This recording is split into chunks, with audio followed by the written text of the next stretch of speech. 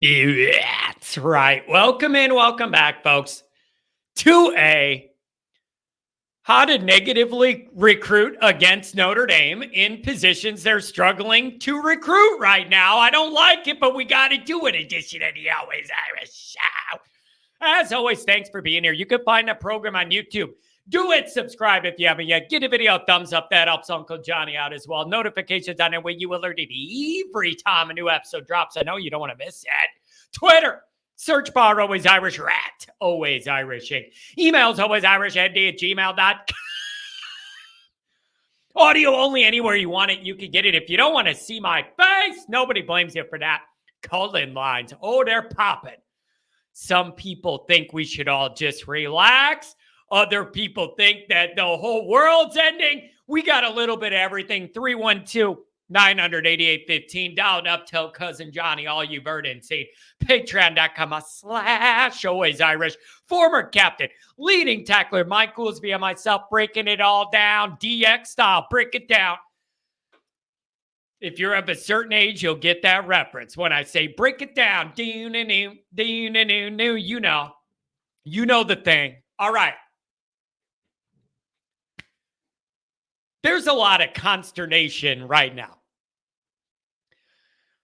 How far away is Notre Dame from elite? How's Freeman going to do in this pivotal year 3 with the new playoff and maybe an extension in play, maybe not? How's it all going to go on the field? Then you have the recruiting part.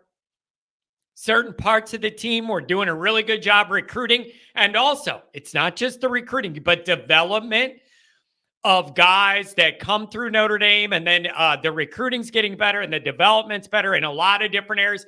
Defensive backfield's a great example of an area where Notre Dame's picked up the recruiting and the development seems to be there. And then you're going to start to see that translate into an NFL pipeline. And that's a beautiful thing. That's what you want. There's a good example. In a couple other areas, think about it. What's Notre Dame known for? O-line stuff.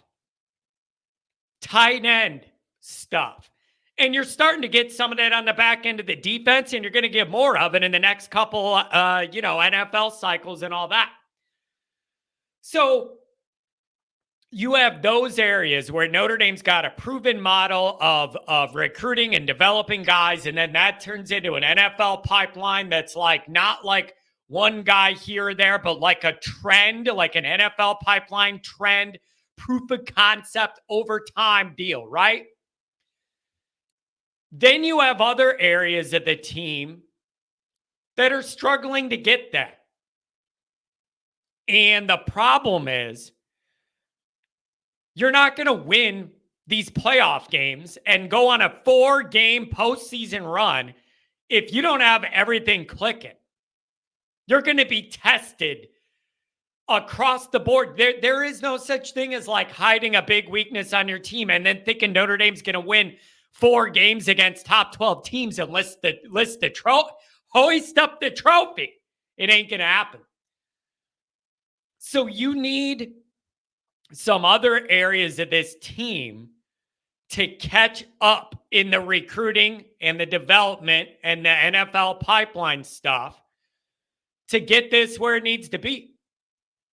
Wide receiver, D-line, come to mind right away. Wide receiver, D-line, come. Those are things you just got to have in a good spot to win playoff games. You might be able to win your round 1 game without one of those or weak or whatever. Notre Dame's not making a tear through this playoff without a well-rounded team in all areas on both sides of the ball. It's just too hard to win 2, 3, 4 games against top 12 teams if you have a glaring weakness or two. So, sure, you could be like John, Will Fuller, you know what I mean? Like Golden Tate, Claypool, whatever, fine. And a couple of our D linemen from like the 19 team and 20 team are in the NFL, whatever, fine. But it's nowhere near that like legacy you think of with Notre Dame's O-line and tight ends, right? It's nowhere near that. You can't say that it is. So I ask myself, what do I think are all the factors that are making it really hard for Notre Dame to level up in these areas of the team? And I don't think it's this one thing is the reason why, or this one thing. I think it's a buildup of a little bit of a lot of different factors that end up recruiting against Notre Dame and hurting them in a lot of these races. Let me go over those. See if you agree or not. I don't think this is all NIL or all bad recruiting effort by Notre Dame. No, I think you got 4 or 5 different things that all play a part. And when they add up, it makes it hard to get things done. See if you agree. Here are some of the things that I think are working against Notre Dame as they try and build a borderline elite roster, and certain parts of the team are trending there and others aren't. Number one, win big games. Like, win big games. Recruits want to go where they see the team winning big games, beating the best teams in the country, being in that mix. Notre Dame has not done that for what, 25, 30 years? Yeah, you get a nugget here or there, and Freeman's had a couple really strong moments, the Clemson game in 22, whatever. And I'm not taking that away from him, but I mean like the game. That's Ohio State, right? Like that's what I'm saying. That's A&M the next 2 years. That's beating Alabama. When you get a few years down the road, you have a home and home. That's beating Alabama. That's winning a playoff game or playing really, really good and just fall, where people got to respect you. We haven't done any of that. So when you don't have a history of winning your big games, that works against you in recruiting. Guys want to go where teams are beating the best teams. That seems pretty reasonable to me. So I think that overall, they haven't been an elite operation for a long time. Number 2, the NFL lineage. Love that history with the O-line, with the tight ends, whatever. Don't have that proof of program concept at wide receiver and D-line, 2 areas I think we got to really get an uptick in here. You don't have that. You can name one-off guys. We already kind of did that. It isn't enough to prove a consistent, developmental, linear track. Notre Dame and NFL in this position, they crank them out. They know how to develop them. If I'm a 4 or 5-star guy and I go there, the odds are pretty good. If I work hard, I'm going to get developed, be an NFL guy, because Notre Dame puts these guys in the league year after year after year. Not one here or there. No, repeatedly. So I think that kind of hurts you. You don't have that proof of concept to the NFL. Number 3, this applies to the wide receivers. The quarterback play, man. And not only just the quarterback play, the offenses overall. You're fooling yourself if you say that Notre Dame's offenses have been wide receiver friendly the last 10 or 15 years. No. Some of that is the quarterbacks have not been good enough to do what you need to do. Some of it's the design of the offense and their vision and what they want to do. Very vanilla, almost conservative, if you will. The only way we're scoring is a 14-play, 7-minute chunk drive down the field. There is none of this 3 plays. We're in the red zone and it's action and we're getting big chunks and we're being exciting. We don't live that way, man. So ask yourself, if you're a 5-star wide receiver and Notre Dame's offenses haven't looked that exciting or receiver friendly to you, and you don't even know if they have a quarterback who could get you the ball. These have been issues for a long time. That's not the most appealing sell to Notre Dame if you're one of those athletes. You want to go there as a wide receiver and watch Notre Dame run it into a 9-man front on 1st and 2nd down, and on 3rd and 8, throw it to the tight end over the middle? Wow, bro, I really want to go do that. Said no good receiver ever. So I'm hoping Leonard could provide a better quarterback option, and Carr and Deuce behind him, better quarterback options. And then if you got Mikey Denbrock there cooking up an offense that might actually look like it's from this century, maybe you could change some of that. Knocking over my mic. Notre Dame fans, we need to get out of our own minds of like, well, why would anybody go anywhere else? I love Notre Dame. Yeah, these kids aren't built like me and you, where Notre Dame's our entire life and our family's life and our identities are wrapped up in it. These guys aren't like that. And you got to try and call time out on all of that emotional, family, religion, all that Notre Dame stuff that fuels us. Put it aside because these guys don't have that. Notre Dame, it has not done a good job of like showing these receivers, this is a great place for you to thrive.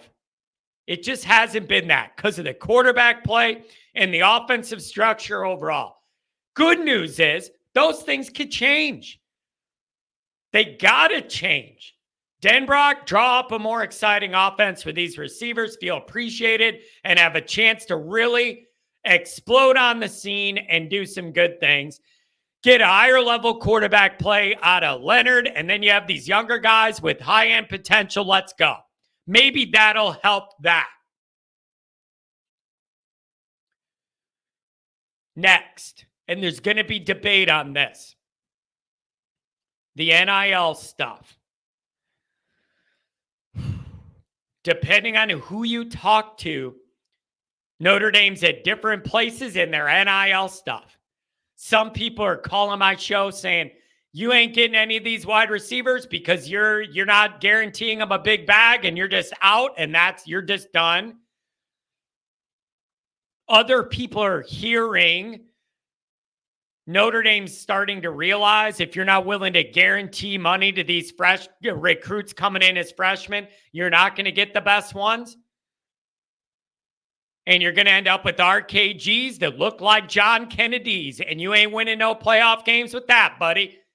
You ain't winning no playoff games with that. I'm very confident Marcus Freeman knows the scoreboard. He knows what the deal is. And if he feels like we just can't compete for these guys because we're just not even able to get in the door with this money situation, we don't like giving guaranteed money to freshmen before they prove themselves or whatever. That's how you end up out for all the best players, and you get RKGs that look like me's. That's the dynamic you're in. I understand Notre Dame's starting to come around to the idea that you're going to have to start paying these guys as freshmen or you're not going to land the best players. It's just a part of doing business. It's just a part of doing business in the modern era. Where this also comes into play is the portal next year. If you don't get these receivers or you strike out on all of them or whatever you do, and you're okay at D-line this year, but I have some real concerns about the depth and the rotation there the following year, that's where you need to go in the portal and pay market value, which is going to be an outrageous amount, and you get a couple receivers and a D lineman. Oh, John, where are we going to get that money from? You're not going to the portal to pay a quarterback $1 million for next year. There's your money right there. Go give $500,000 to the top receiver on the board, another half to an edge guy or a guy to clog up the middle on the D line. Let's go. Is that a long-term solution? No, it's a short-term Band-Aid, but it's the best you could do to put on the field 25.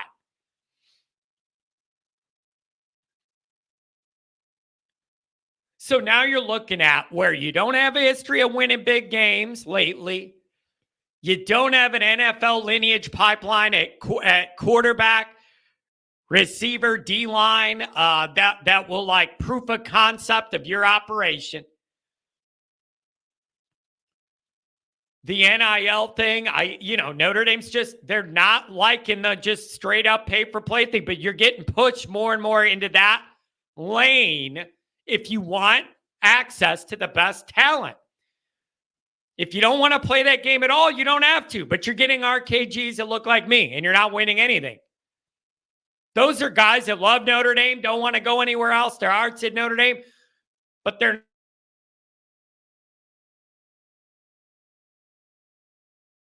Notre Dame of how invested in that process you want to get and you want to be. Next, let's talk about the actual recruiters themselves. I just think it's really interesting. Like, I see the Mike Brown complaints already. People are not happy with the wide receiver recruiting. And then it's like, come on, Mike Brown, you hired him and he's not doing the job. What's the deal? And then there's other people going, he's only been here 5 or 6 months. Give the guy a break. My response to that is the frustration is not just about Mike Brown in these 5 or 6 months. It's about 15 years plus these 6 months. We have not done a good job wide receiver recruiting. Not good. You could point to a guy here or there, but it has been nothing sustainable, nothing with high quality depth and rotation that's even near playoff winning level. No, you just haven't had it. So this is a part of it where we don't have all those answers. The recruiting pitch, the communication, what are we doing? What are we not doing? None of us knows all that. But when you're not getting to the level you need, you got to ask those questions about the messaging, about the approach, about the timings, about who you're targeting, how you're doing all this. I'm telling you, the talent's up overall in this program. It is. And the recruiting arrow's pointing up. But you just can't have a couple key spots weighing everything down. And I'm afraid that's where you're headed, a wide receiver. And D-line, you just don't have enough of them monsters. So you have when I look at like why we're not hitting a grand slam in recruiting, I think that's where you bump up against these factors. You don't have history of being an elite team lately. Your NFL lineage in a lot of places, other than like 2, is not great. There's not a proof of concept there. Quarterback, most important individual position in sports. You have not been good enough there. The NIL stuff's a factor. If it's just tough, you guys. It's just tough. If you're Meadows picking between Alabama and Notre Dame, and even with Saban gone, Alabama has the track record to the pipeline to the NFL, being an elite team lately, NIL money. Like, there's a lot to like there. There's a lot to trust there. Versus, come to Notre Dame. We don't have a track record of being elite. We don't have an NFL lineage of guys at your position. We're not sure if the quarterback's going to be good. And, oh, by the way, you got to be here a couple years, be a good little boy, get all A's and B's, and then maybe you'll get a little NIL deal. Oh, and the weather's crap half the year too. It's a tough sell. Maybe not to me and you, because we're born into Notre Dame families. I'm telling you, these guys don't look at it the way we do. So if you look at this, it's really easy to negatively recruit against Notre Dame in all of these areas, all of them. And if a guy's verbally committed to Notre Dame, it makes it real easy for somebody else to swoop in, pound that guy with all these bullet points that I just went over that are accurate. and then add on about the girls aren't that cute and South Bend's a dump and who wants to be in the cold Midwest and you're not in a conference, whatever the negative. Oh, the one I love is they're going to make you go to church every day and become a monk, and a priest. And like the negative recruiting against Notre Dame, it takes a life of its own. But I remember hearing, they tell these kids, you got to be in church 2 hours a day, and they put all this pressure on you to do, So you need to evaluate your NIL situation. You need to make sure the guys recruiting are doing the very best job that they can with that messaging and all that. You got to figure out this NIL thing, up the quarterback talent, and then you got to start winning some big games. You run a real offense out there, win a bunch of big games. The defense plays great. It gets a lot easier to recruit. How much easier? I don't know how much easier, but easier. It can't hurt you on the trail if you beat A&M at their place week 1. So I don't know, you guys. I feel like Notre Dame's close to being where you want to be in a lot of areas, but there's a couple that are going to hold this all back, and they need to get figured out. And I don't think it's a one-fix thing. I think there's multiple things involved here that are causing some of these issues. You got to figure them out, Marcus. This is why you get paid the big bucks.